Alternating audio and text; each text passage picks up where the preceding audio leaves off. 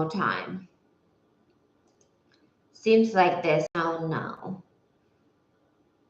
Is there sound? Is there sound? Is there sound?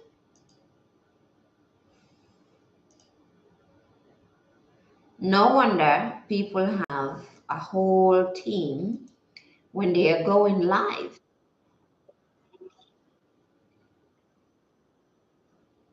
There is sound.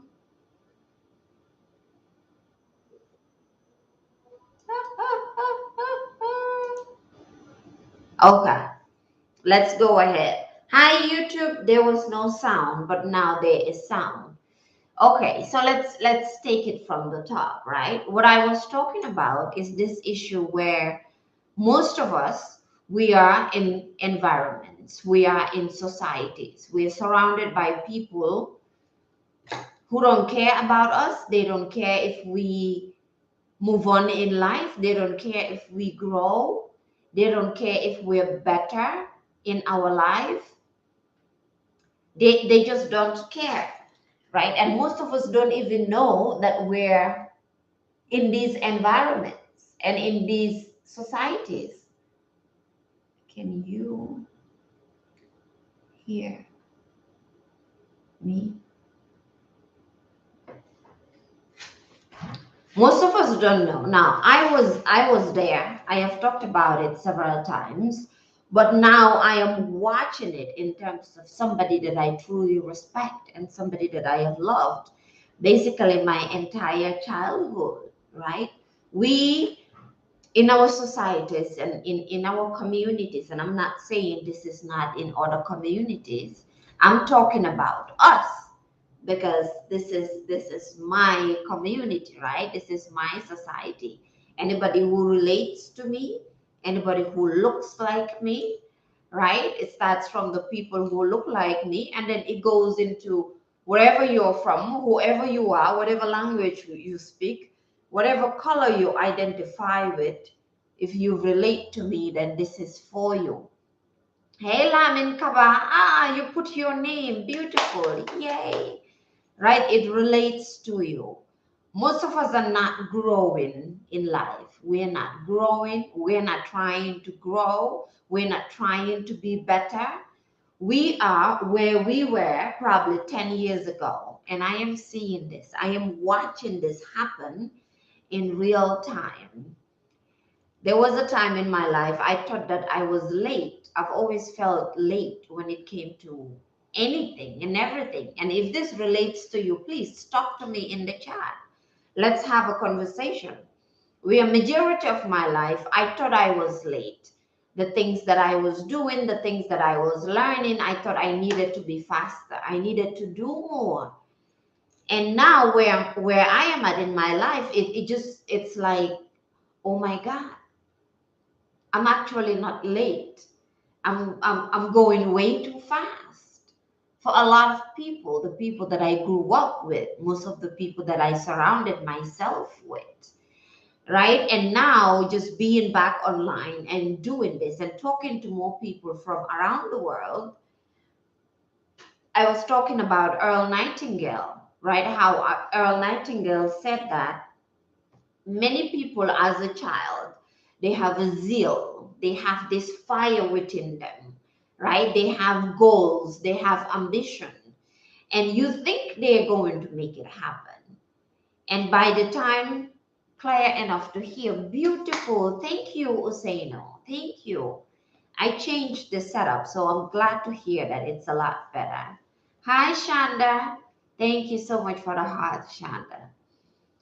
And Earl Nightingale said that by the time they're 25, they're 30, all the way to their 50s, you will see that none of what they wanted to accomplish came to light, right? Their dreams and goals just went poof in the air. They didn't accomplish anything they wanted to accomplish. Even the way they walk, you will see that they're dead. People can live, and this is something that I had to learn the hard way. People can live, you talk to them, you see them. They seem to be happy. They dress up. They look good. I was that person where I would dress up, I would look good, the makeup and everything, the hair. But deep within my soul, emotionally and spiritually, I was dead. Now, I'm not talking about in terms of religion, right? Because I would have the Quran, there's the prayers, there's all of these things.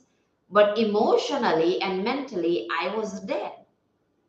And now coming back online, I am realizing that in most of the people that I knew and surrounded myself with, whom 10 years ago, 15 years ago, when I knew them as a young child, where they were, either they've gone way backwards or they're just where they were before. And I know some of you that's watching, especially people that regularly come, you've noticed this in your life because we have talked about this. But if I should be more specific, right? One thing that I have seen in our Gambian community, and this could possibly be in so many different communities, because I have seen it in the Latina community. I've seen and heard of it in the, call it the Nigerian community, the African American community, the white community. I've seen it everywhere. But I want to go specific to the Gambian community, right? Where, number one, the idea of helping each other grow is like a far-fetched thing. Not only don't we want to talk about it, but we also don't want to participate in that. We don't want to show each other love. And last week we talked about childhood trauma, right? We talked about uh, emotional unavailability in people who were raised with adverse childhood experiences. And many of us don't even know that we are going through this issue of adverse childhood experiences, of childhood trauma, to the point where we cannot show love to each other. We can't love each other. Some people find it even difficult to tell somebody, I love you. You are a wonderful person. You are a great person. We are so focused on bringing each other down, right? Today, when we were doing the Wake Up and Win with Coach Stormy, she was talking about how a lot of people are just on the surface level. They are very superficial. They're just on the surface. I experienced that my entire life, and anything that I spoke that was deeper than what people were used to talking about, I thought I was crazy. And somebody just during the weekend messaged me and said, if you've awakened a little bit and you try to tell people what you have learned, the first thing that they say is that you are crazy. And I laughed, right? Me and the guy, we laughed because he experienced it and I experienced it as well. But personally, I think it's just about time that we wake up from whatever slumber, whatever dream, whatever illusion that we have about our society, about ourselves. This is Amy. Oh, this is your experience every day. This is your experience every day. Yeah. And it's a very difficult experience because a lot of people are going through it. A lot of people can see the dream and the illusion and everything that's going on around them. But society, their family, their environment, whatever religion they are a part of, is making them feel like they are crazy and they don't know what they're talking about and they don't know what's going on. And I'm telling you, for me personally, this has been my experience probably since I was what, 8 years old, and I've talked about it here.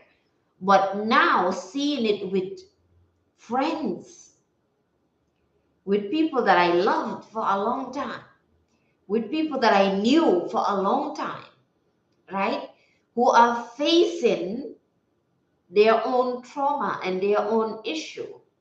But maybe The network keeps stopping every now and then. Oh, yes, I see it buffering on Instagram and Facebook, but I don't know why. Because I'm right by the router, but it's also raining here. It has been raining all night and today, so that might be the issue, right? I thought you were South Sudanese. Hello, fellow Gambian. Well, thank you, Sute. I get that a lot. It's very rare for people to think that I'm Gambian. Even Gambians, as you can see, usually think I'm from Sudan or, East Africa. I love it because I've always wanted to look like them.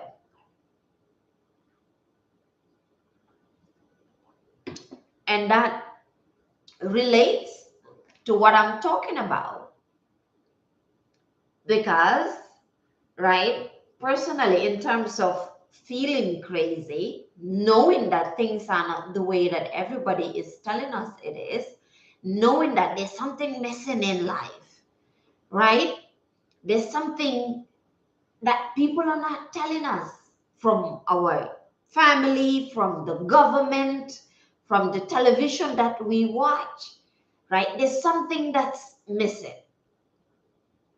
And Sute just saying that I look South Sudanese, I've always had this vision and this look of East African shaving my head, right? If you look at South African cultures and all these other cultures, they wear a lot of beads. And you go deeper into African culture and African environments and societies, some of them don't even wear clothes. They wear all these leaves and these things, and they move beautifully. And for me, that has always attracted me, right? But when I did that, it was considered something other than what it was, right? But I knew something was missing in society. I knew there was something that they were not telling us. And I'm going specific with Africa and Gambia, but this is in every society. This is everywhere that we're in, right? If you are in the European world, it's called matrix, but the matrix is everywhere because I like to say that whatever happens in America or in Europe, it influences what is happening all around the world. But most of us see this. Most of us know this, what is happening. But maybe we've been gaslit, we've been gaslighted, we have been manipulated to believe that what we are seeing is not what we are seeing. So you feel crazy. Recently or during the weekend on my Instagram and Facebook, I posted a quote that said that, do you ever feel like you don't know if you are awake or you are dreaming? Anybody ever felt like that? I still don't like this setup of YouTube, but I'll get it together. Have you ever felt like you're just not sure if you are fully awake and you are seeing what you are seeing? Yes, sexy, right? You're not sure if this is real or if this is just your mind. If you're awake or you're dreaming. You're fully awake and you're looking, but you're like, this feels like a dream. Am I dreaming? Is this really happening? Is this really real? Now, this is a conversation a lot of people don't want to have, right? Because it's not about the new music or the new trend or the new whatever's going on, right? It's not about, oh, hey, I am whatever it is that we do in society. I'm terrible at it, by the way, because I don't know, right? I don't watch television. I don't watch shows. I don't watch anything. Nothing. But we know. We know. I'm sorry, Facebook and YouTube, there's something happening with the network. Hello, Afrocentric, nice to see you. Hey, Pintunjai. I don't know if you're still watching. That's my cousin. But we know something is not right. Sexy, you said that you felt that as if you don't know if you're dreaming or you are awake. Because that's because there's something more in life. There's something more. There's something missing. There's something not being said. Right? But that something is within us. Is within us. First, it starts by loving ourselves and just powerfully being able to show love to each other, being able to show love to somebody else who needs it. Why am I talking about this? Like I mentioned in the beginning, somebody I loved as a child from my childhood. He played a major role, right, during my childhood. I don't have a brother, but this particular person, I think from my primary school days, that's when I knew him. He was very famous in the Gambia. Lamin Kaba, I don't know if you know him, right? He was he was very famous in the Gambia. And so there's always that one person whom every woman wants and every man wants to be like. This was that person. That's who he was. And now, okay, and now talking to him, right? He's telling me, oh, he gained weight. He's just like down and out, or he's just surviving. And just hearing him speak, I straight away knew that one of the main issues is that not just the trauma that he might have gone through as a child, but also the fact that there's nobody around him just showing him love for absolutely no reason. To wake up and just say, we love you. You are amazing. You are a wonderful person. You are still a legend. You will always be powerful. We don't do that to our people. Most men don't do it for women. Most women don't do it for men. Why? Because in our society, we have been made to believe that if you show love, you are weak. That love is a weakness.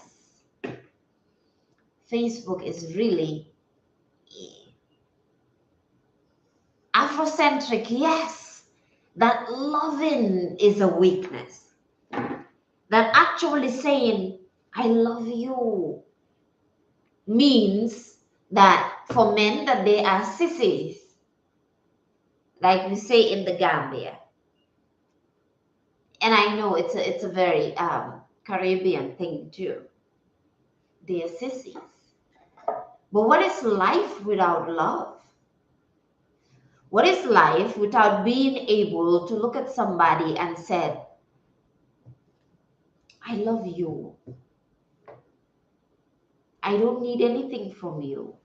But I just want to say, if nobody told you today, I absolutely love you and you are a wonderful person.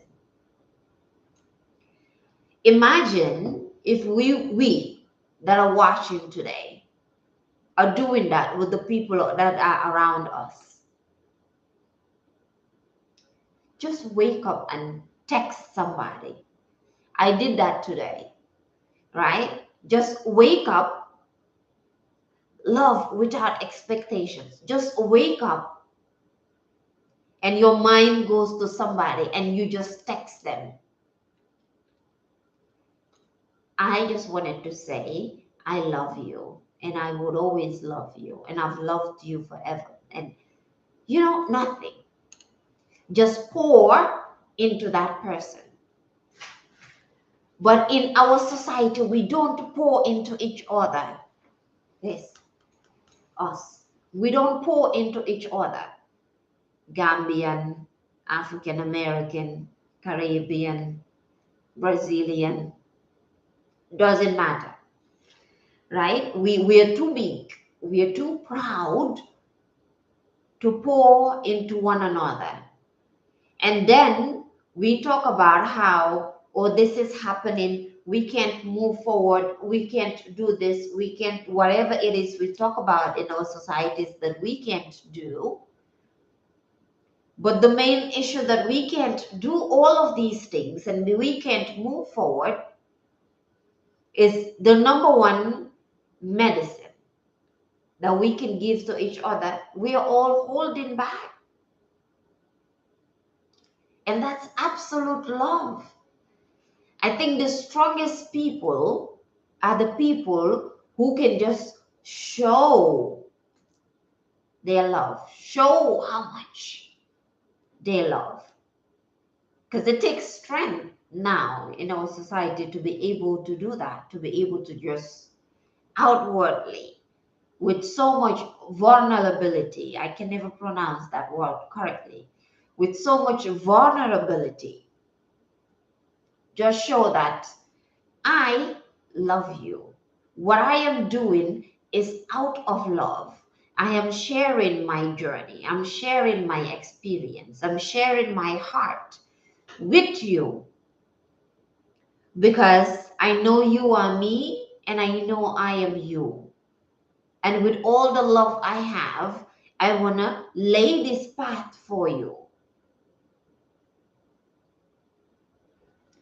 It's a superpower. Being vulnerable is a superpower. But majority of us, right, are more focused on who is dating who, which celebrity is doing that, what the news is saying, what Nicki Minaj wore. I absolutely love Nicki Minaj, by the way. That's why I used her as an example. Who is doing what? What kind of gossip can we talk about, right? Who can you call and gossip with? Instead of who can you call and show love and grow with? And then we have so many people in our communities, they want to preach the Quran to you. They want to preach the Bible to you. Their wounded self. They want to preach everything to you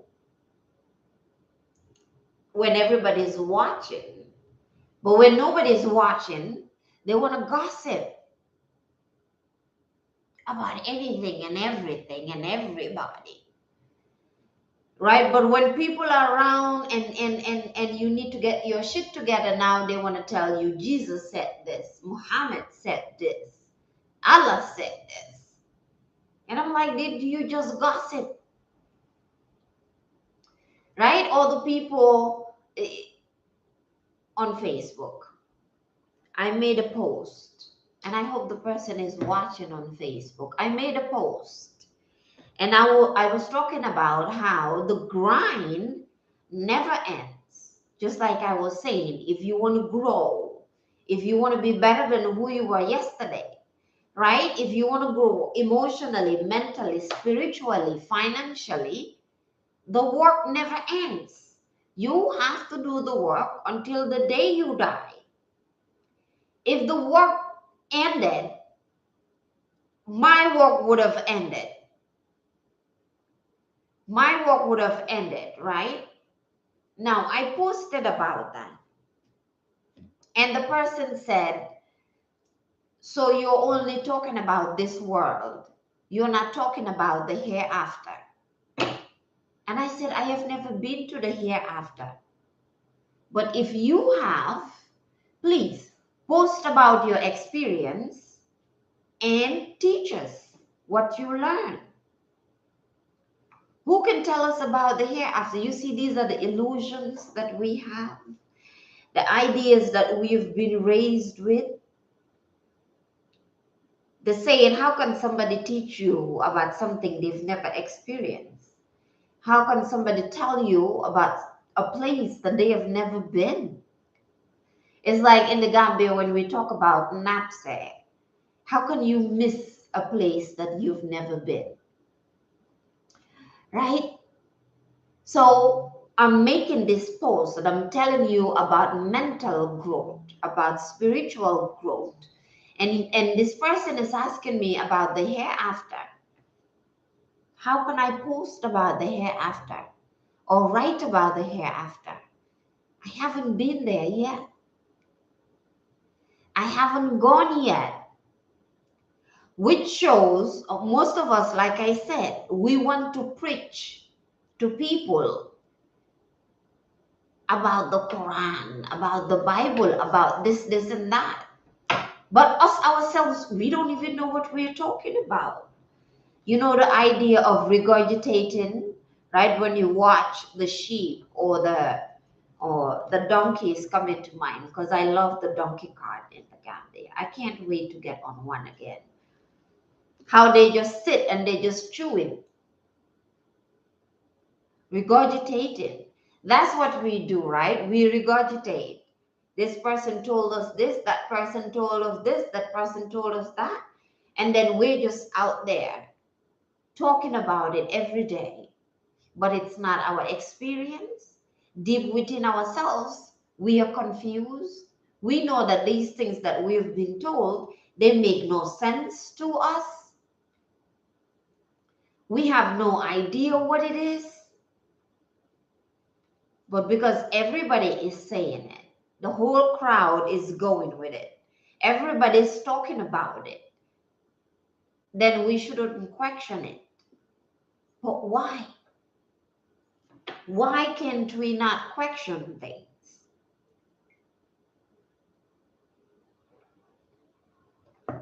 I used to be the person that questioned everything, which is why for a long time I felt crazy because I was told that I was crazy and that I should just do what everybody's saying, or what I have been told I should do it. And I know a lot of people when they join, especially on TikTok, I had some messages. Some I read, some I didn't read, right? I don't necessarily like the idea of talking about God or Allah or universe a lot, but I have had messages where people actually do love that conversation, right? And I don't talk about that a lot. And one of the reason is whatever people believe in, I respect it. I respect whatever people believe. Now, on my spiritual journey, right, on the journey of knowing who I am, I have had to learn from different religions. I have had to understand more a little bit about Islam, and I still want to delve deeper into Islam. It's something I've always wanted to do since my childhood, understand more about Islam. But along my journey, I have had to learn more about Christianity, learn more about Buddhism, about Hinduism, right? The card deck that we're doing now is Kalima. Kalima is a Hindu goddess. And I came to realize that she has a lot of connection with the African continent, African spirituality. A lot of things are connected to African spirituality. And then I learned that Kalima is called the dark goddess. But I've had to go through all these different religions and different denominations to understand, okay, what are people saying and what's going on and what's happening? But one of my coaches said a very profound thing. One of my coaches, when we were having our coaching sessions, she said,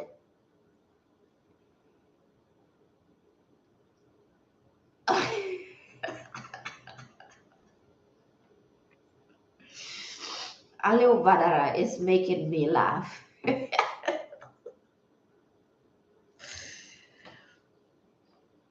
I know that's how I feel. I don't know why you said hee hee, but I feel that. That's why I laugh. It's not a conversation I like doing a lot, right? But one of my coaches said, if you really believe in your God, whatever, whoever you believe in God, you believe in Jesus and or Allah or Muhammad or whoever, Buddha, you name it, Shiva, right? When you go deeper into India, there's Shiva, there's Krishna, whoever you believe in, but you are broke. Every day you wake up and you're praying for money. You're praying for a better life. You're praying to have more. You're praying to change your life. But nothing is changing for you. Now I'm not talking about, praying or being better for spiritual alignment and all of these things. But you're praying for something to change in your life. And it doesn't matter what you do, nothing is changing for you. Wouldn't you question what you're doing? Wouldn't you question, hey, Julie, best world. Hello, Julie. Hi, thank you for stopping by. Nice to see you here. Love the collaboration group. It's beautiful. Hope to bring in more people there. Right? If you're doing all this work and you call yourself a believer or whatever it is, and you are praying and you're doing everything you've been told, everything that society told you, maybe you have degrees, right? I dropped out of school, by the way, because I realized that I didn't want to be in the professional world. I don't care about the degree, right? I've talked about this here. Last semester was supposed to be my last semester, but they said I needed to take one more. I'm like, I'm done. I'm gone. Because what I want to learn, I can't even learn it in the school. Because what I realized is the things that I wanted to learn in terms of psychology, in terms of the mind, in terms of Black psychology, African psychology, I had to go outside to learn it. Because in the school, there are certain questions that I was asking the professors inside of the classrooms. If they answered me correctly and it gets to the administration, they could lose their jobs, right? They could lose their jobs. And I was just talking to my father about this yesterday. He was like, but you need the certificate or the paper for the professional world. I told him everything that I learned, I had to go outside of the campus, outside of the school to learn it, because the teachers couldn't answer my questions because they would have been fired from their jobs. So I was like, I don't need the degree anymore because I don't even want to be in the professional world. And so maybe you have the degree, you have 2, 3 degrees, you have 1 degree, whatever it is, what you've been told. You went to school, you have the degree, maybe now you have a job, you have the 2.5 kids that you've been told. You go to church, you go to the mosque, you go to the synagogue, wherever you go. You go to the Zen center, you go to the Buddhist temple, you go to all these places. You live in an estate, be you in the Gambia in Africa, because there are estates and some people in the Western world don't know, or you live in the European world. You have the white picket fence. You're living in an estate. You're living in whatever is shown on television of having the home and the kids and whatever. But you can't even pay your rent. You have a mortgage. You can't pay it. But you have that look that everything is fine and everything is good. You know what I mean? And you're not growing. On the whole, you're just stuck. Most of us are just stuck. Why? Because we don't love each other. We don't show love to each other. I know it's so simple, that idea of the love, it's so simple, but I had to study it more. But also in one of the campuses that I am in right now for content creation, like last week, it was what we were chopping down and talking about in copywriting, in content creation. Love is so powerful, Julie. And we've just been talking about it so much in content creation. And it was a light bulb moment. But also talking to this friend and seeing that nobody's showing love. But then forget the adverse childhood experiences that we have. But how can we even show love with all the division that we live with every single day? This is a black person, this is a white person, this is a Mandinka person, this is a Igbo person, this is a Hausa person, this is a Jola person.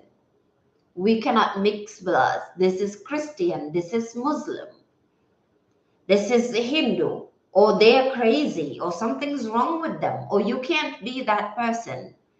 Right? For me growing up, you can't go to the Lapa, you can't go to Casamas, you can't go, as if, I think one of the major things, the very last thing that none of us were taught, well, most of us were not taught, which is the major things that we should have been taught from childhood, was to be able to see each other as human beings, to be able to see the soul of another and not just objectify the person. People talk about how men treat women or how women treat men. Is the man who is objectifying the woman did not grow up and one day just start objectifying women. The woman who's considered a heartbreaker, a something cold-hearted, did not just grow up one day and became that person. If you look back to their childhood, something happened there, right? We objectify in each other generally. I'm Gambian. I'm not Senegalese. I don't talk like them. Me, I'm not Nigerian. I'm not Ghanaian. I don't talk like.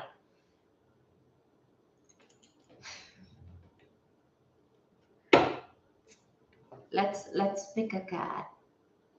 But if we don't get to the point, right, to break whatever illusion that we want to break, especially that quote that I shared on my Instagram and Facebook, and sexy, I don't know if she's still here. She said she relates to that, which is the idea of feeling like you are awake, but you are dreaming.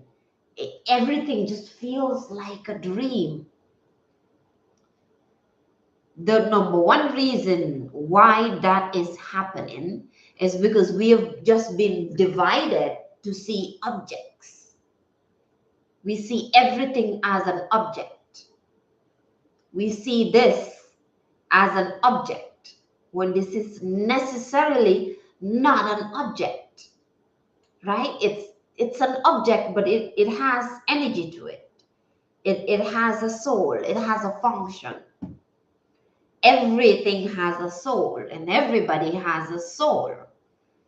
But we were not taught or brought up to see souls. You go to certain places, you talk about souls, people tell you don't talk about that. It happened to me. I dated him. Right? I have this tendency of talking about human beings, saying human beings instead of person or people. And I said, oh, human beings. And he said, well, you don't have to say human beings.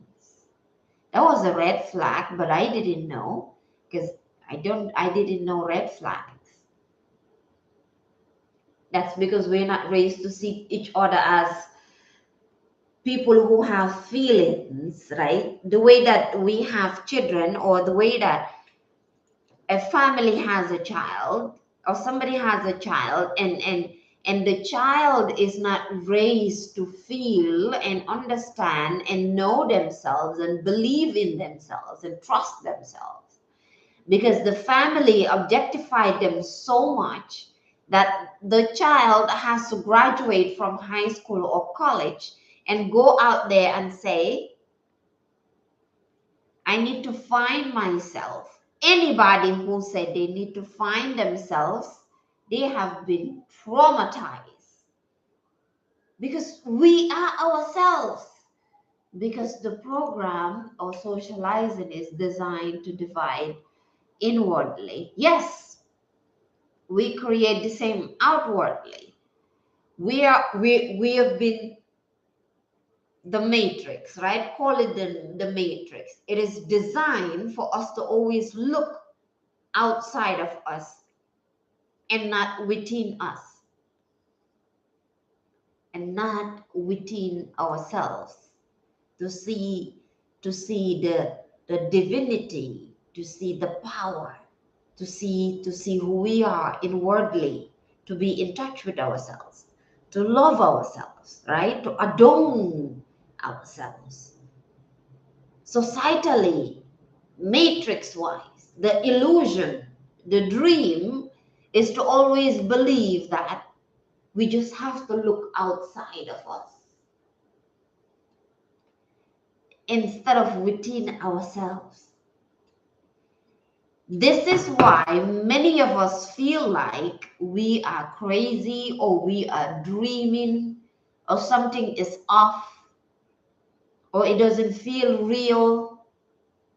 I know, because I was there for a very long time. Okay, let's pick a card. I have talked for 42 minutes. Let's pick a card.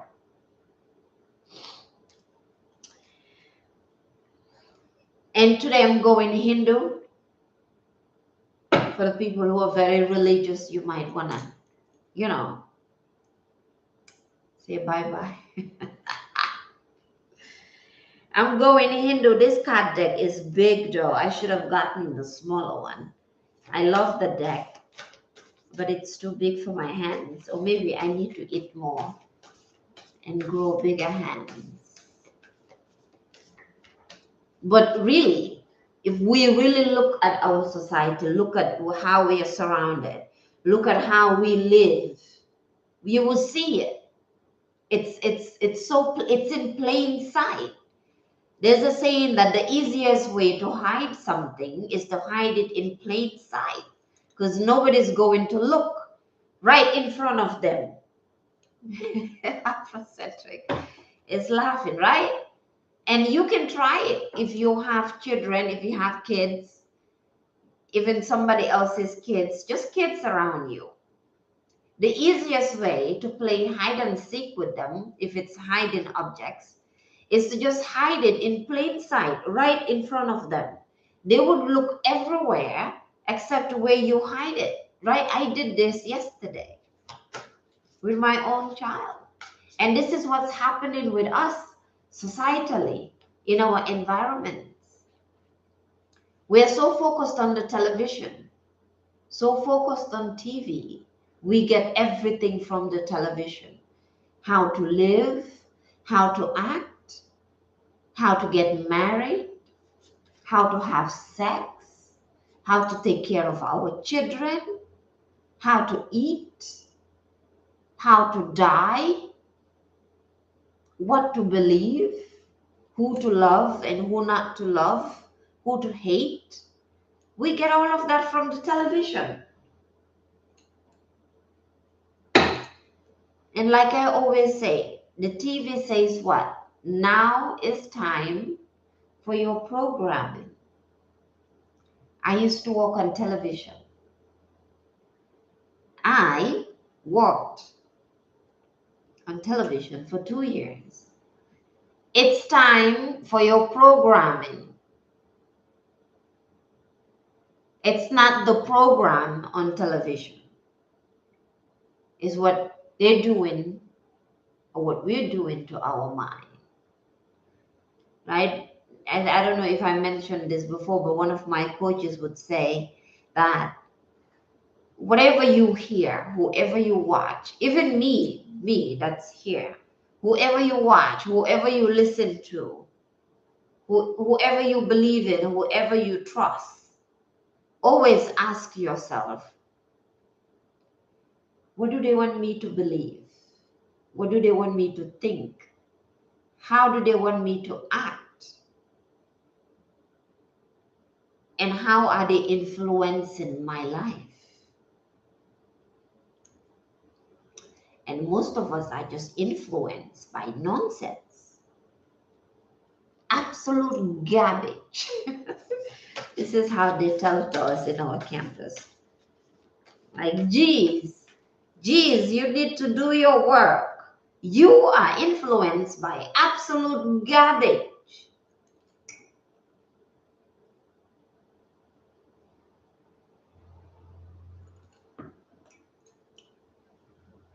Okay.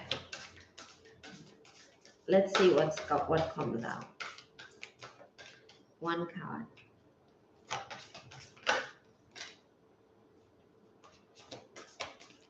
We had that card before. It's coming back out. And I think one of the major illusions that we have, one of the major illusions, right? Julie's still here. Yeah, that's what our professors tell us every day. Influenced by absolute garbage. When people say they cannot focus in the work or editing the videos or getting clients, and well, majority of them are guys, and they would just say, you need to stop jacking off, you need to turn the television off, and you need a new environment and new people to influence you. And this goes for both men and women, right? Let's see if I can get, if I do 2 more shuffles, if I can get a different card. If not, I'll read this one. Is it the one? I think it's the one for breaking illusions.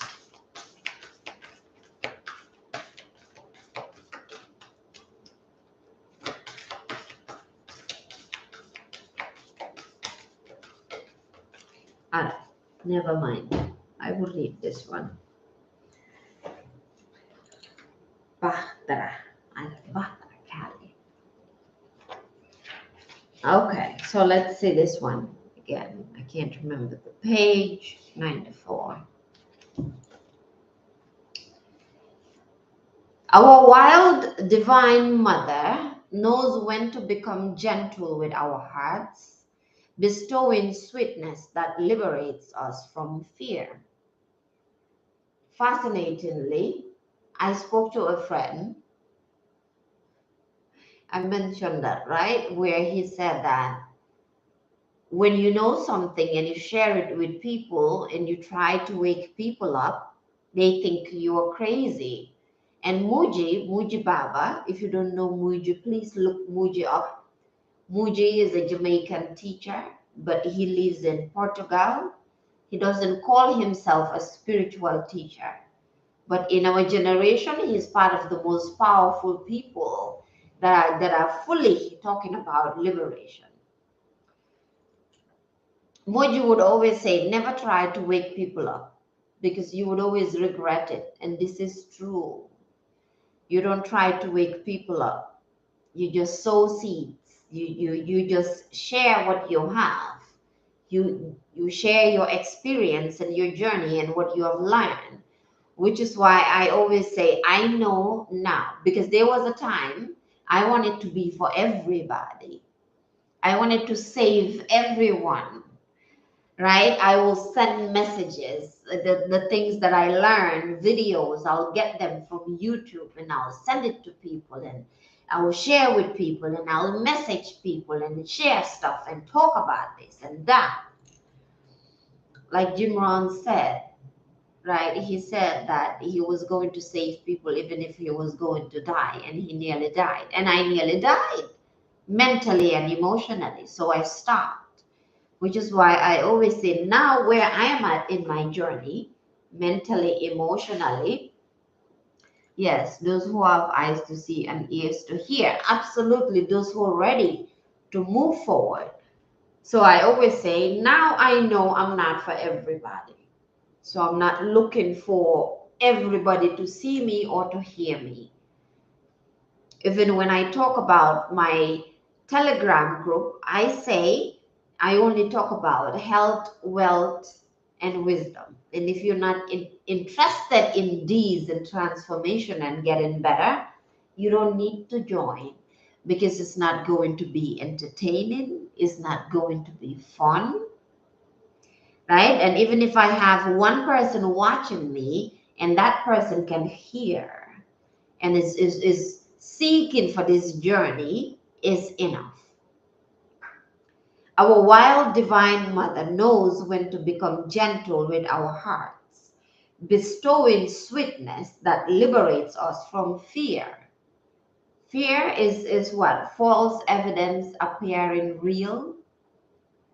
And fear is basically the idea of what might happen, or what would people say.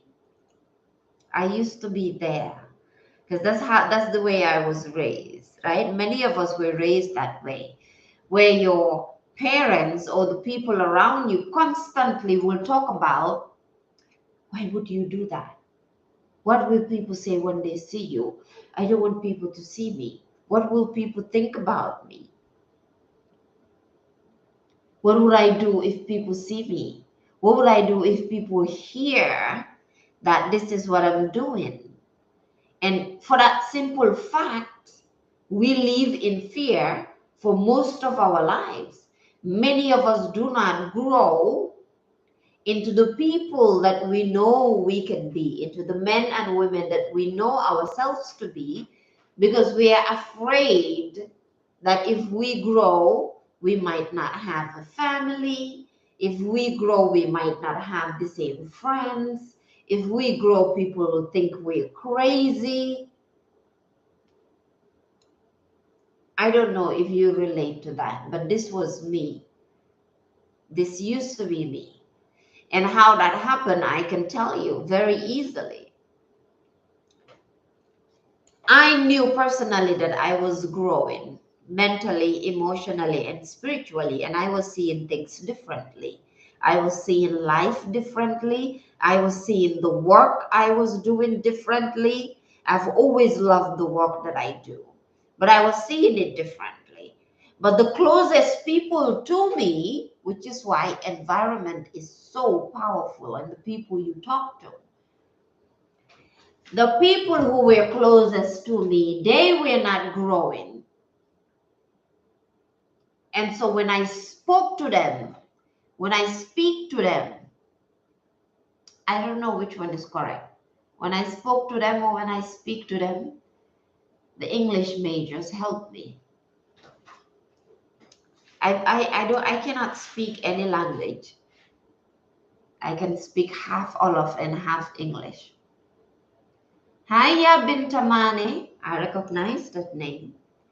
So these people that I was surrounded with, whenever I had a conversation with them, I always felt like maybe I'm losing my mind. Like, because I cannot see the world like this. And these people are seeing completely spoke. Okay, when I spoke to them. So when I spoke to them, it was just always, every time I put the phone down, I'm looking around me thinking, something is wrong with me. Something has to be wrong with me. Because when I talk about wanting to do this work that I'm doing, the person that I am, the goals that I have, the things that I want to do, and what I'm seeing, and the visions that I have, what I'm visualizing, law of attraction, and all these things.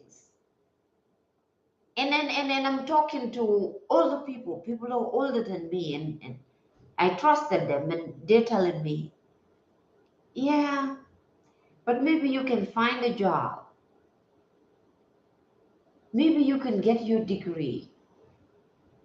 And I'm just like, something has to be wrong with me for me to be able to see that school is not what we have been told that it is. And I've known this since the Gambia. A lot of people think, oh, you went, to America, wherever, and you change and things like that. Maybe my English kind of changed in a way because of the different communities, from the white community to the Latina community to the African American community. I'm picking up everything in the African community. I don't have an accent, I believe. I don't know. Maybe that changed, but mentally, things that I know now, I've talked about since I was a child. Anyway, let's move on. Though you may have faced much struggle and challenge on your path, though it may seem only the most powerful intensity could stem the tide of negativity, the dark mother of grace will conquer the obstacle to your freedom with gentleness.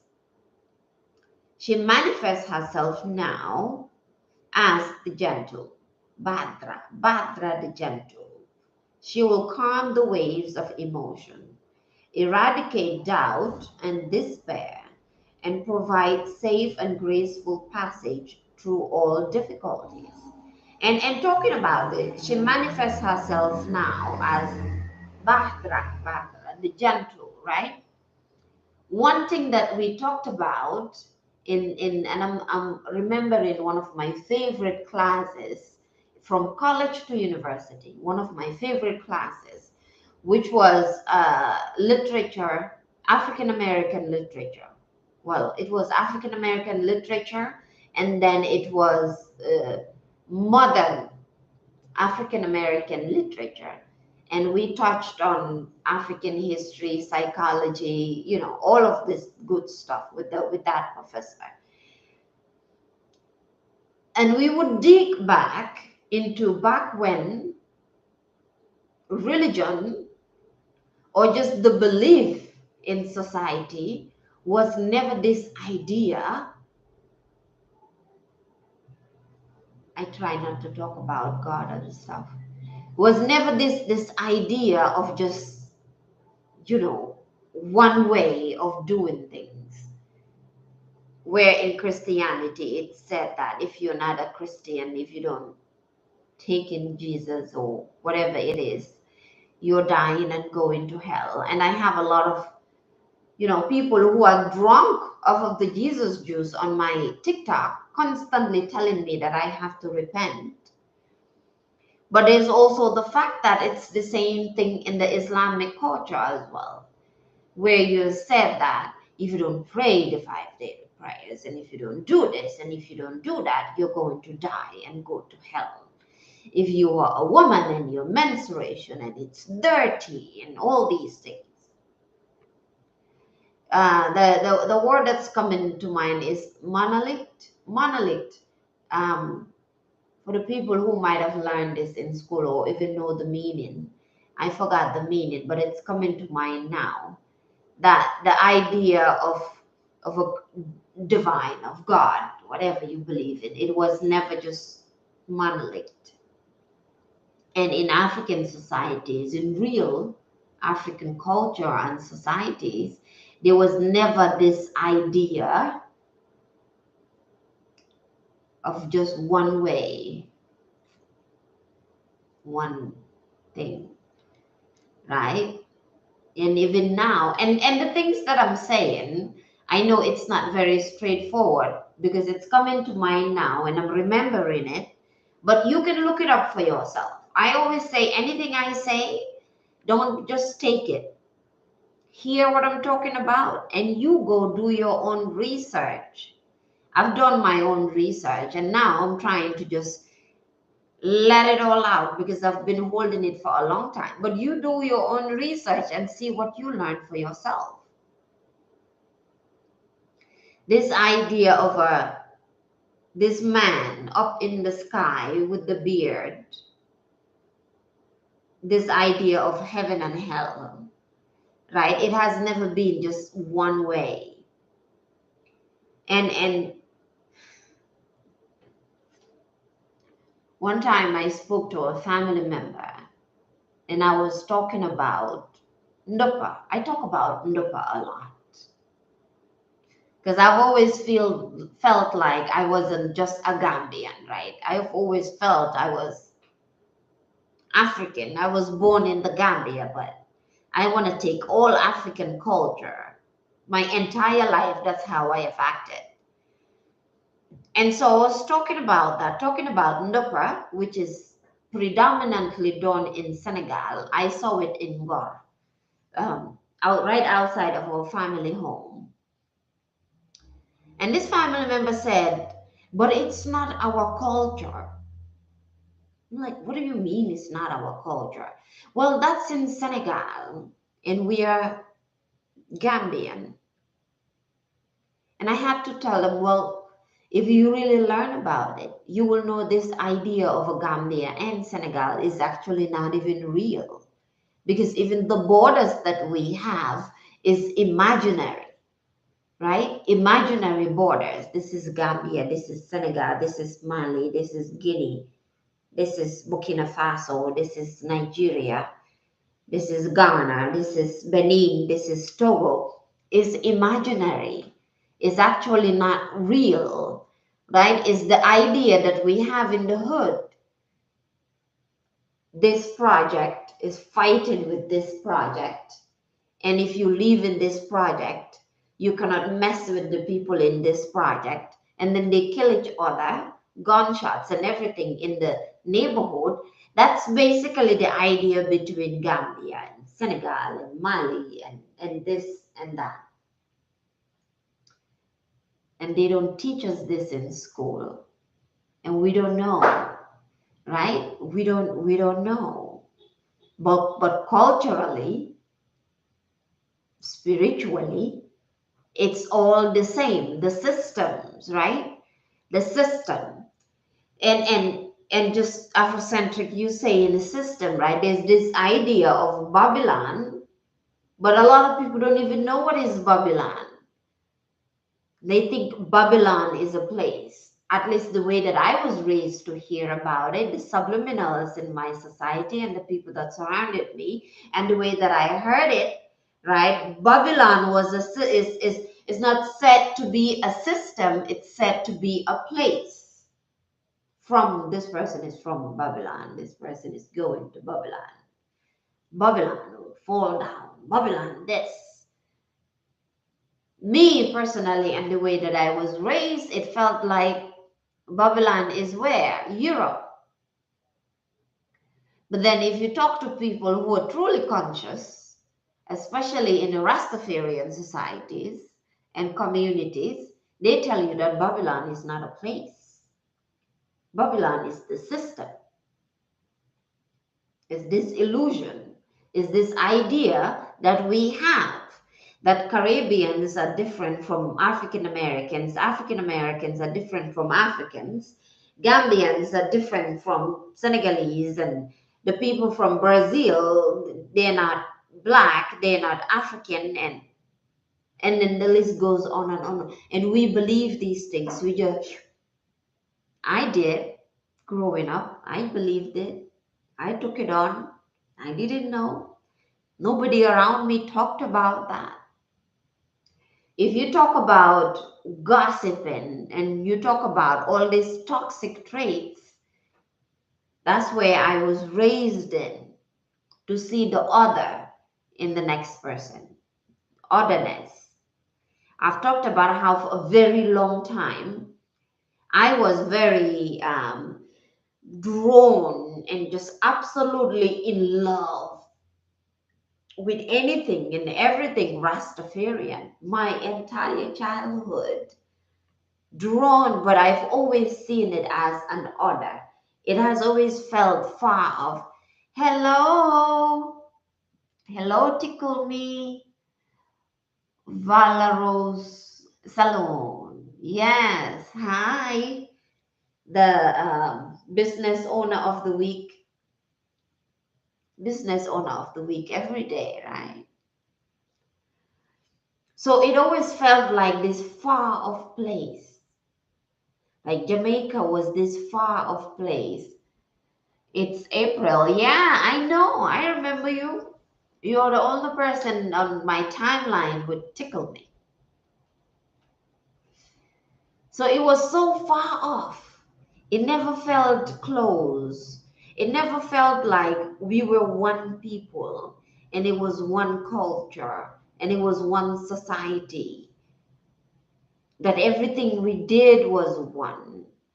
That the root and basis of African American culture, of Caribbean culture, of Jamaican culture, the root and the basis is basically African. And I'm talking to the people who relate to their African ancestries, right? If you're from any society and you don't relate to your African ancestry, that is fine. Because I know there's something called FBA and they don't relate to that, some of them, and so that's fine, right? I'm only talking about the people who relate. And most of us are raised that way. So we differentiate each other, we divide each other, right? The idea of divide and conquer from what we wear to what we believe to how we see each other to how we talk about the world, how we talk about ourselves, how we see ourselves.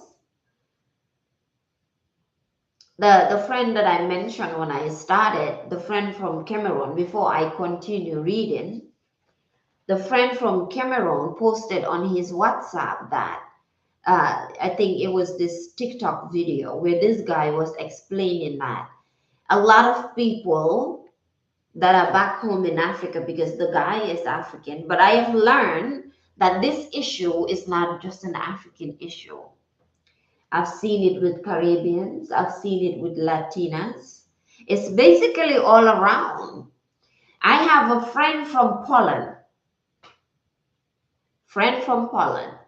His family, they were basically my family in America when my family didn't want to be my family. This Polish family just took me on, and I'm still in touch with them. And I spoke to one of them, and he told me the same thing, that even for him in Poland, being in America, his friends and people that are back in Poland thought he had all this money and he's doing all these things. And so this is just not an African problem. But to be specific, right, let's put it in the African sense because I can talk more about that. So the friend posted, and this guy was explaining how back home in Africa, his family and even his friends, they are asking him for these very expensive phones because they believe that when you are in the West, you wake up and the wind is blowing money towards you. You wake up and you go outside and there's the money tree and you just have to cut the dollars off of the tree. Anybody experience that? Facebook, Instagram, TikTok, right? YouTube. Anybody experience that? I experienced it from like the first couple of months that I came to America. Like I haven't even found my footing. It takes years to settle, right? Because when you first come, there's the culture shock. And I had these friends who were asking me for them, whatever iPhone wasn't whatever iPhone came out, or send me this phone, or send me that, or send me that. And I'm just like, I don't even have a place to live yet. Like my family is kicking me out, left, right, and center. You're not asking me how I'm doing, how everything is going, if I even ate, but you want the new phone. I don't even have the new phone. I experience when I go to another country, they think I have a lot of money. Yes, Felicia, right? They do. Felicia, are you African American? I think the entire world thinks that African American are very, very rich. Like at the moment yeah, the entire world. The moment you say I am African American, it's like he's a Black American. They have a lot of money. But then it's the same issue. If you are African and maybe you've stayed here for a very long time, and maybe something, your accent, English accent, kind of change a little because you've picked things up, they see you as money. Like you look like money, you smell like money. Anyway, let me read a little bit more before we close out for the day. Mariam SC, I look familiar. I am unforgettable, baby. You see me once, you will always see me. Yes, I was in Dawes Comprehensive. I did all my high school, all my schooling in Dawes. Well, until they were about to expel me. So I went to Gambia High. And then Gambia High wanted to expel me. So I went to Marina. Lajla, I know you remember me. I am unforgettable. A false perception of America. Yeah, in the media, absolutely. Will you meet me at the awakening? Absolutely tickle me. I'll be at the awakening. I have to be there. There's a saying, the moment you awaken, you can never go back. And I'm not going back. Yes, ma'am. Yes, ma'am. Can't wait. Can't wait for the awakening. We're ready to show love, love, love, love, love, love to all the ladies.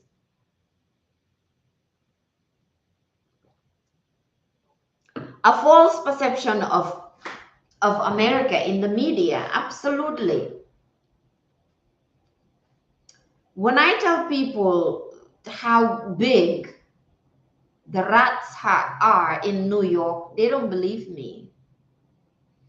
When I tell them, even in the Gambia, I have never seen rats as big as the rats in New York City, they think I'm kidding. And now me coming online and just reconnecting with so many people, just like Mariam said, remembering me from those or other people I connected with. And most of them are telling me it's the cards that I do is basically breaking the illusion, right? Not going back to the way I used to be. Absolutely tickle me. We're not going back to who we used to be. It's a growth time.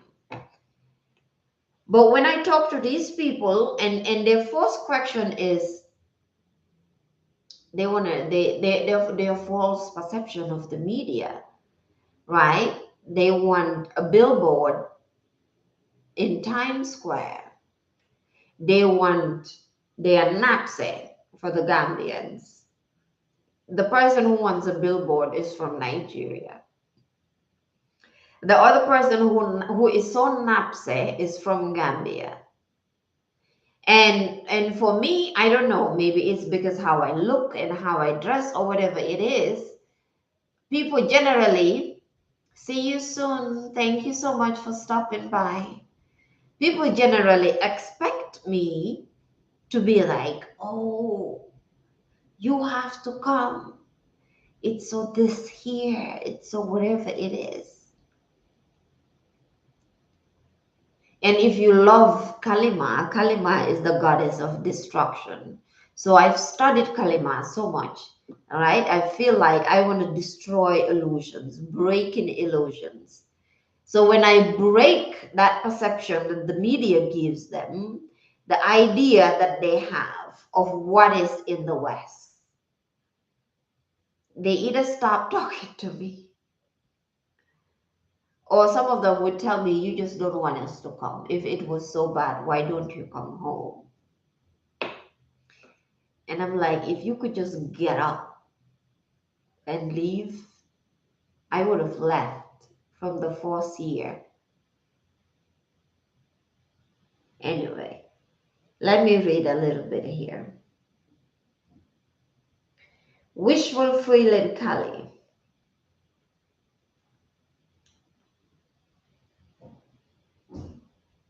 She appears when a gentle way will best accomplish what is needed. Sometimes we are drawn to Kali because we need her ferocity. Sometimes what we learn as we connect with her is that we deserve tenderness, sweetness. I am with you. Absolutely Afrocentric, right? It's time we wake up. Sometimes what we learn as we connect with her, just Kalima, is that we deserve tenderness, sweetness, and gentleness, and that we have been far too hard on ourselves for far too long. And this is what I talked about when I just started, when I just came on.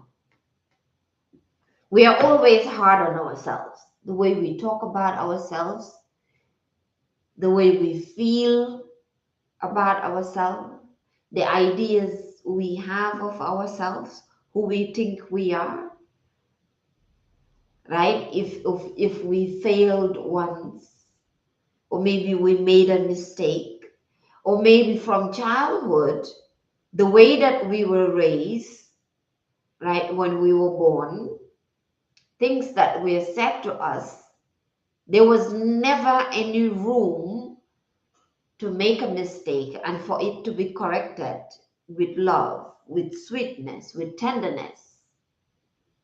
And so most of us grow up and we feel like if somebody is loving on another or being sweet and tender to another, either the person is trying to be nice or the person is fake. It's that bad in our societies where somebody being nice to you or somebody being good to you is not trusted. It's seen as fake. Or you are if you're a man, you are a batty man. You are a chichi man for showing love to a woman, to your fellow brother.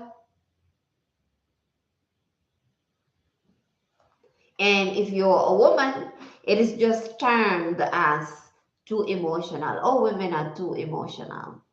And then the tenderness and the sweetness that we all have, the love that we can all give each other as men and women, we just stuff it down.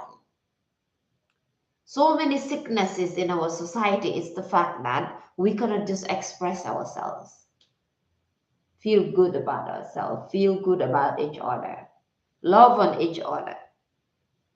I don't know about you, but I was raised that way. Nobody showed love. Nobody hugged each other.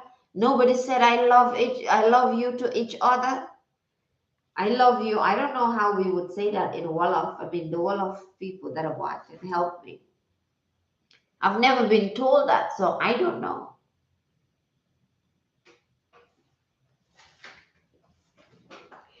And that we have been far too hard on ourselves for far too long. Most of us are critical to the next person, And we don't know that the reason that we're critical to one another is because we're critical to ourselves.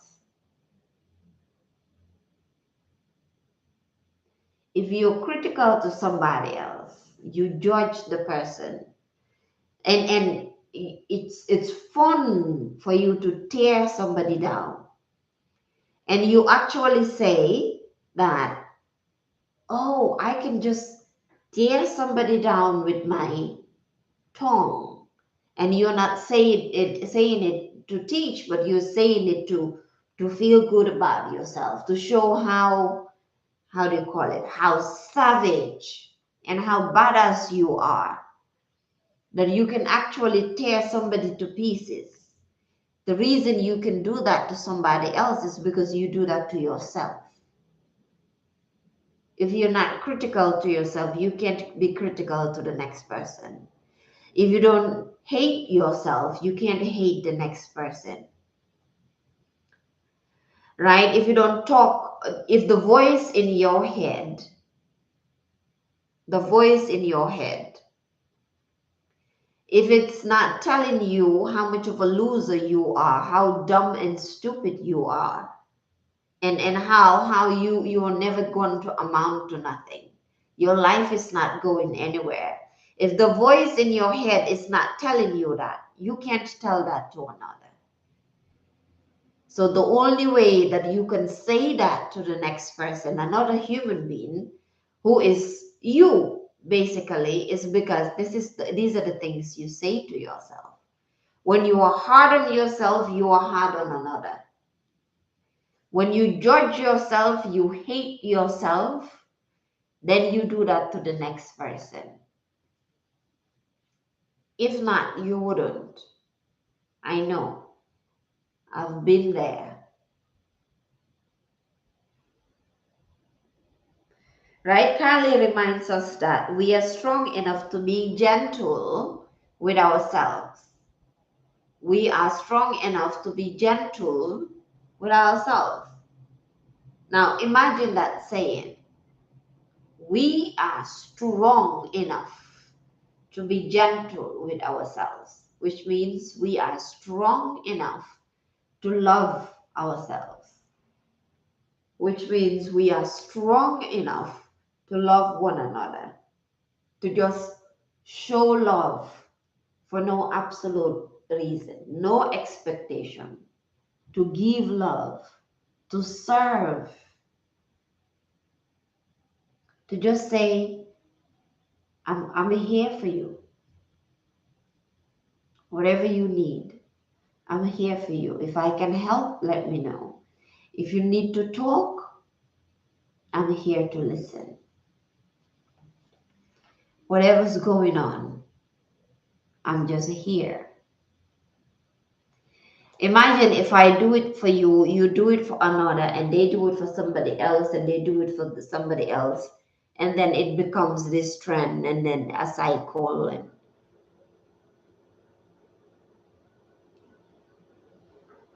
isn't that better than the idea that's being given to us in terms of the housewives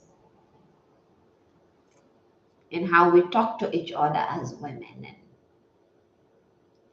what men do and what women do? And I don't know anymore what goes on with the housewives, but I see things here and there, and people talk about it here and here. It just came to mind, so I said it, so forgive me if I have it wrong. But isn't it better? All the chaos and the pain and the... Anyway, I should cut this short soon.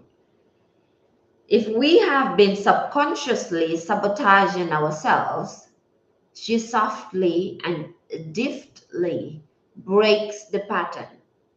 I always talk about this, and because I have new people a lot, many of us don't even know that we are sabotaging ourselves. And we don't know that because we don't know that we are sabotaging ourselves, that we sabotage the next person. I sabotage myself mentally, emotionally, and so when I talk to Afrocentric and she tells me her goals and her dreams, I sabotage her goals and her dreams. And I don't know that I'm doing that. I thought I'm helping her. Why? Because mentally, I am used to sabotaging myself. Everything I do is predicated on sabotaging, self sabotage. And some of us have never even heard the word or the term self sabotage. I know that was me. I've talked about it here when my first year in college, well, yeah, first year in college, I had everybody talking about triggers. And I had absolutely no idea what the trigger was. They kept talking about if you're triggered, if you feel triggered, and explaining all the things that they don't talk about just in case people get triggered. And I had no idea what the trigger was. And I was there, fully triggered.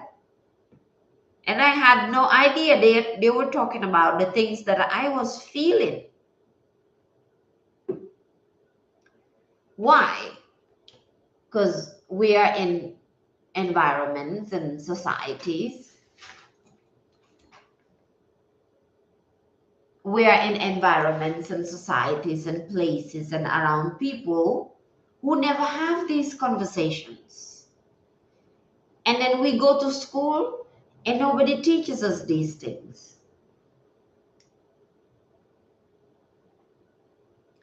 We no longer need to engage in unnecessary drama under a mistaken notion that it is necessary for growth.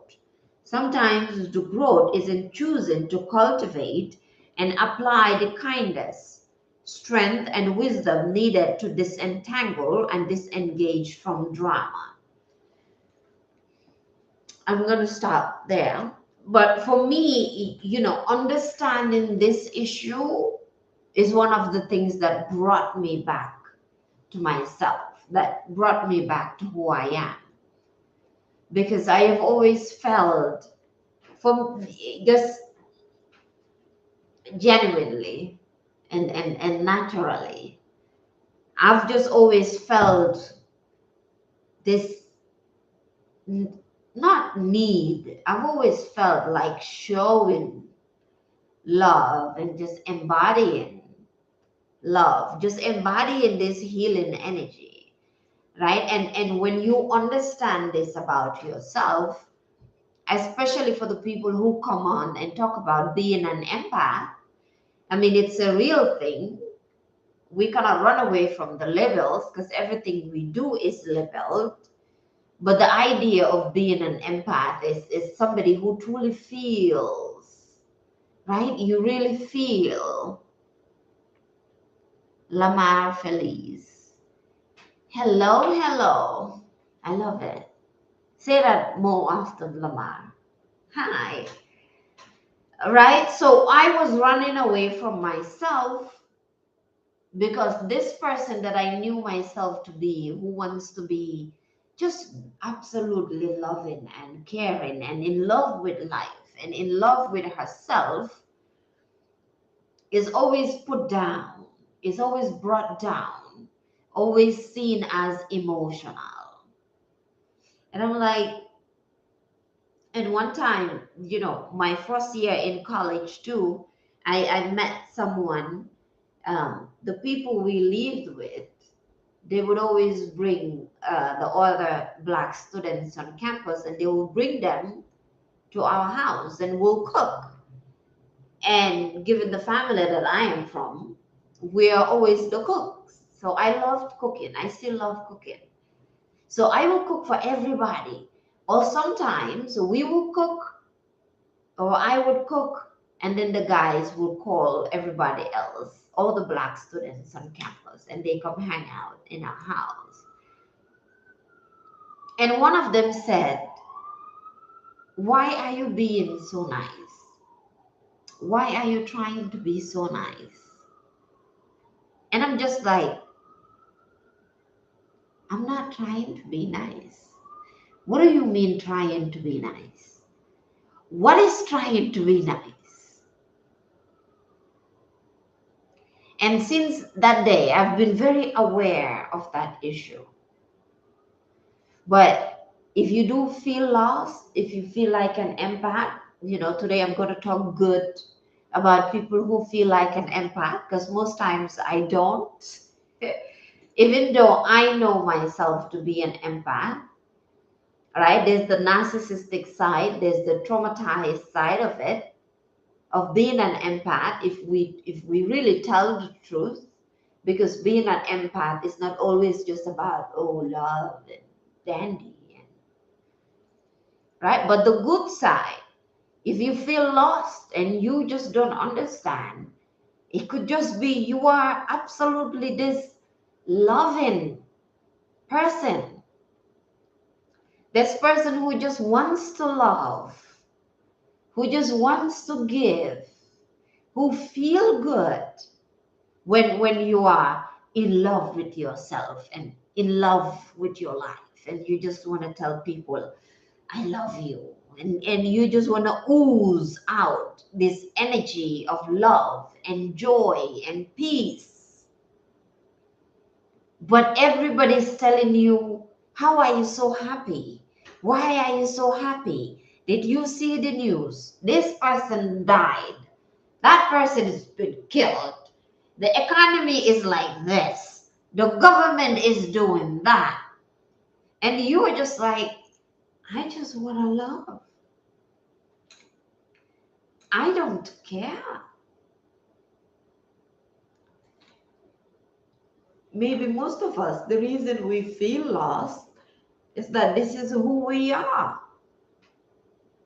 We're that, I don't know what percentage in the society who just do not want to be part of all the chaos. They don't care what's happening on television. They don't care what the government is doing. Some people will say, right, but politics influence everybody's life, politics this, and that is absolutely fine. Some people are politicians. Some people want to be politicians, and they are celebrated. How about those of us who just want to love, who don't want to watch the television? We don't want to be part of politics. We don't want to be part of the academic world, even though we can't run away from it. We don't want to be like these professionals with our suits and our ties and choking ourselves to death, right?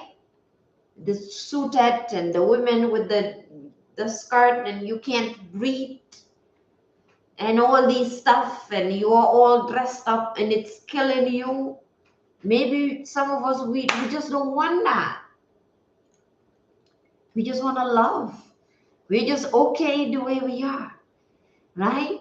Some people call it the black sheep. Some people say they are the chosen ones. Whatever it is, it's just a human beings who just want to be, who just want to be. Anyway, I'm gonna go. I've been talking for 1 hour 33 minutes.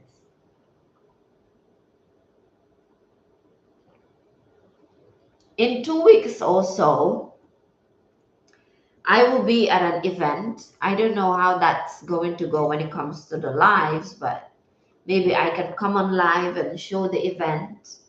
It's the Awakening with Coach Stormy in Miami. So I'm part of her community. So all of us will be in Miami from September 28th all the way to, some of us are leaving September 2nd. No, not September 2nd, October 2nd. Some of us are leaving October 3rd.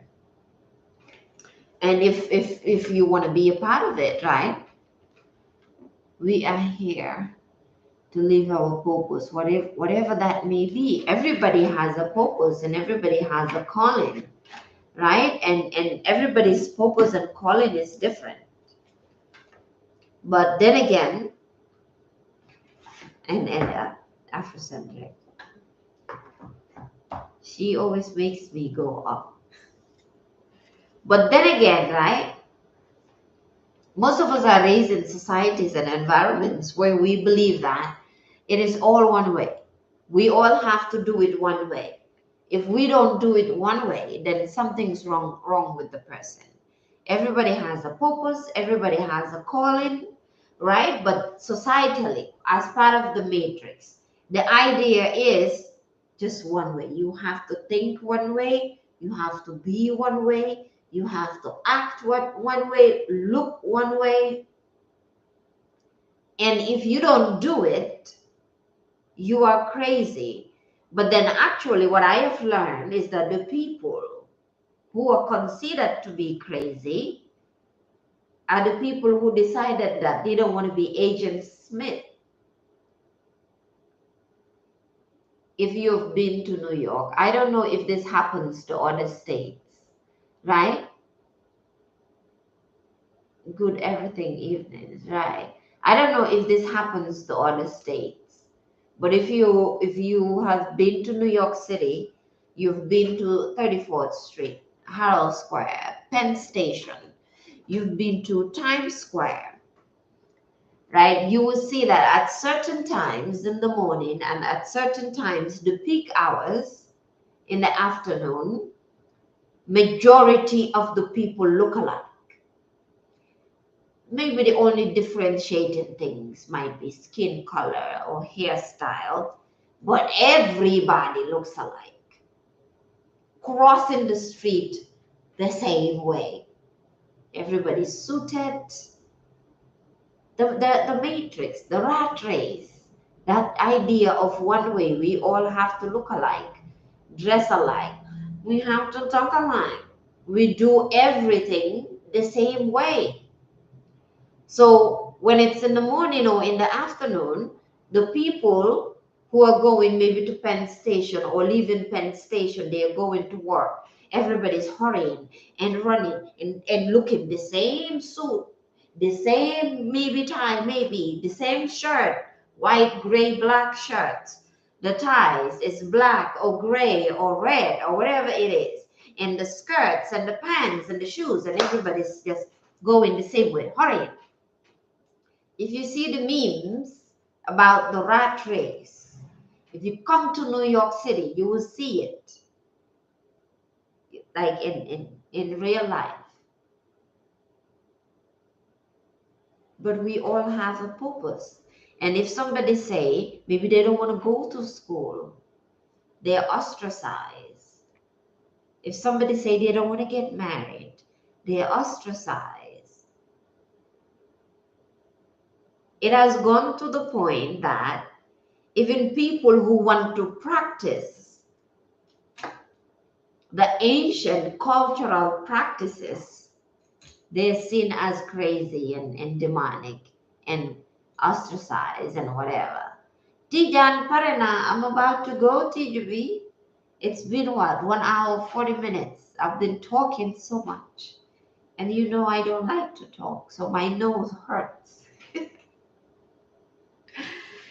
Oh, but we can chat later, right? We ostracize everybody. Somebody say, maybe school is not for them. We don't even have trade schools, so we don't have enough trade schools because you need to go to school and get a job and get a degree and get 2.5 kids and a white picket fence and live in Europe and walk to death. And then when you don't even retire, because when you retire, what you get cannot even help you or your family.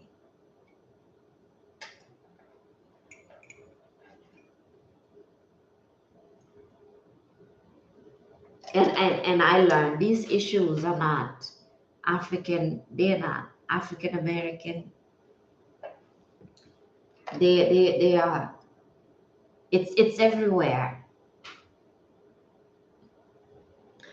Even white people, Latinas, everywhere.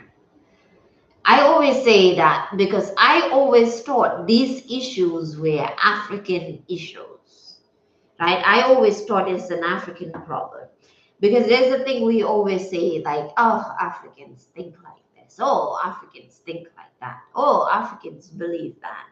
And me coming from Gambia, we will always say the Gambian mindset, the Gambian way of thinking. It takes courage. Isn't that crazy though, Afrocentric? That you actually need courage to be yourself. That's wild. That is wild.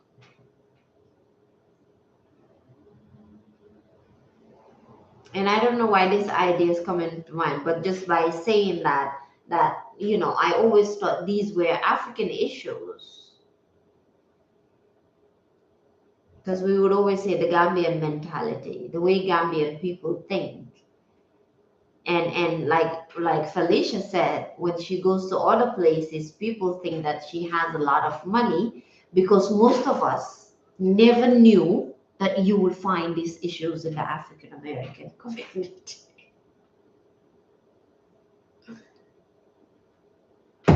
I was watching a lecture. It's a very, very old lecture. And the lady is African American, but she traced back her ancestry. And was it Gambia or somewhere? And she's really changed herself, the way she dressed, the talk, everything, and really embodied that ancestral practices. And she was saying that what fascinated her when she went to Africa was the fact that most Africans do not look at skin color the way it's looked at in America. So when you see an African American, you still call them white. You're not looking at them as a black. So it's more of the language and the way they talk and the place that they live, are not necessarily the skin color. But this is all a part of the, divide and conquer. And it takes a lot of courage to be who you are. Hey, yeah, Jack. Which yeah, Jack is that?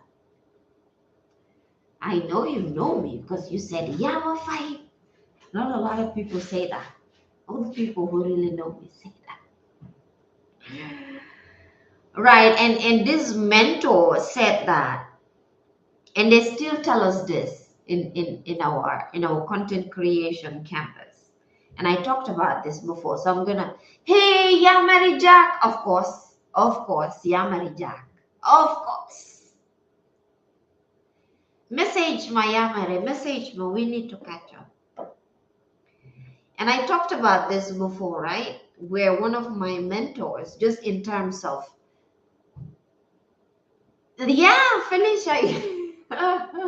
it's more, it's not the skin color, it's more of the accent, right? If an African there, miss you too, yeah, Mary, miss you too. If an African has been in America for a very long time, and like I said, their accent transform, especially in the way that they speak English, when they go back home, now they're being called African Americans or white.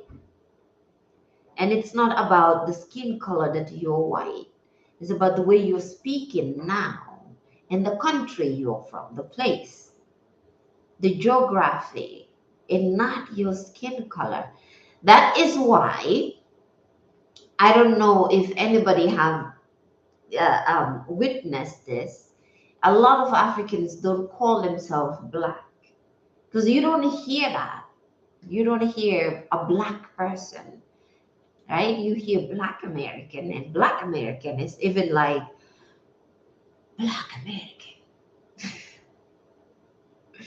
It's not like how it is considered here, Black American, which is why Professor Small, and I think, what's the other guy's name?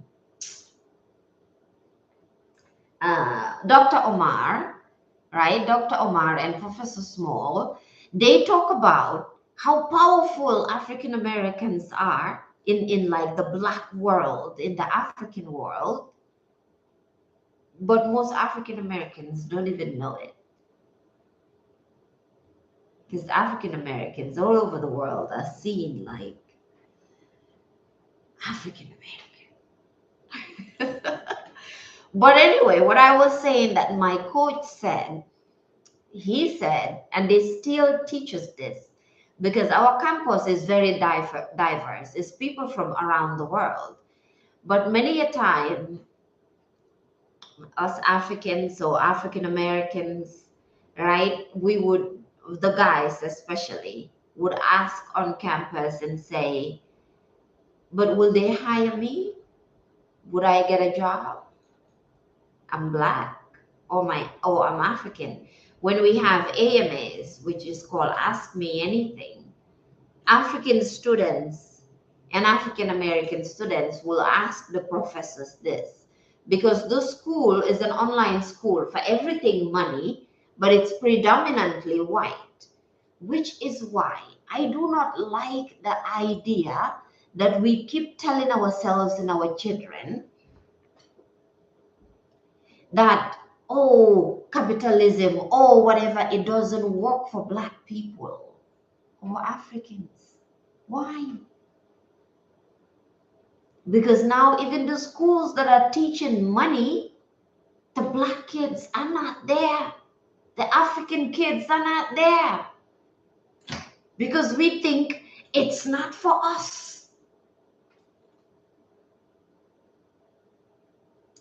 But then the students will come and they will say that. And the professors who are predominantly, most of them white, but then some of them are from all over the world, they would usually say, listen, your skill speaks for you.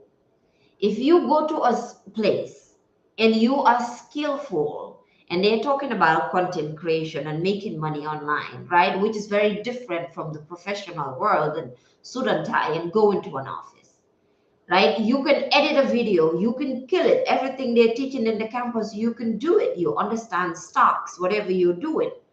They don't care what your skin color is. And so they would always tell us, when you go to the top, the rich people are not talking about, or this person's black, or this person's white, or this person's that. They are coming together and they're talking about money, right? But those of us who are not at the trillionaire status yet, we have been divided by this idea of color. That was a wake-up call for me. To hear these rich people talk about it more and more and more and more in the communities that I am in, and just more different communities, different people, they don't relate to each other, like they're doing something different. The one thing they probably have in common is money, and everywhere they're talking about the same thing. Or when you get in the room with rich people, they're not talking about your skin color. They want to know how you can make money together. But then when you go to the bottom, right, the Babylon system is pitching poor white folks with poor black people and poor black people and poor black people and Africans and African Americans and Caribbeans and Brazilians and Latinas. And just think about it, how is it said on television? This black person, this African person, this Mexican person. Why is it that when it happens, it's not said this white male, but John from Kentucky or John from Nashville, Tennessee? Anyway, I've done nearly 2 hours. I've got to go, but study and learn these things. It's real. It's an illusion. It's a social construct. right? Even the idea of race in itself is not about color, but we have been made to believe that race is color. When race is just people racing to the finish line to make money, to win. And it doesn't matter what your skin color is, you can be a part of the race. Everybody's racing. Even when you listen to what's his name? My favorite comedian. He's not a comedian, he's a storyteller. Dave Chappelle. Subliminally, Dave Chappelle talks about this in one of his was it the Netflix specials where he was talking about, I don't know if it was the Trump era or whatever era, that people were not making money. But he was like, but you know, us the rich people, we're making money. Dave Chappelle tells it all. He just knows how to tell stories. Anyway, bye bye everybody. I got to go finish eating my bowl of salad.